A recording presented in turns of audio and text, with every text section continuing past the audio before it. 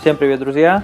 Сегодня я покажу вам, как установить, точнее создать флешку для установки OS 10, Mojave, бета или вообще любой другой на неподдерживаемые маки. Вы часто меня об этом спрашивали, и наконец-то пришло время снять видео.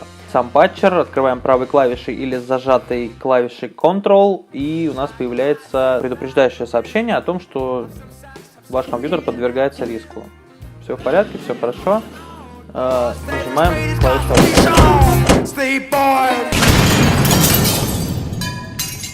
У нас появляется вот такое окошко. Нажимаем на иконку слева.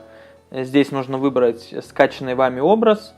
Если кто-то не знает, как скачать образ, и у вас нет образа, то либо вы можете его скачать где-то в интернете, либо сверху есть клавиша Tools и инструменты, и загрузить, соответственно, образ можете прямо через эту программу.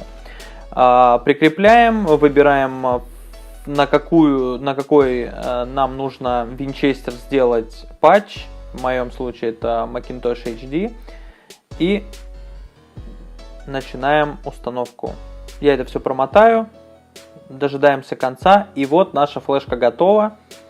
Можем смело переходить к видео установки. Процедура установки High Sierra абсолютно такая же.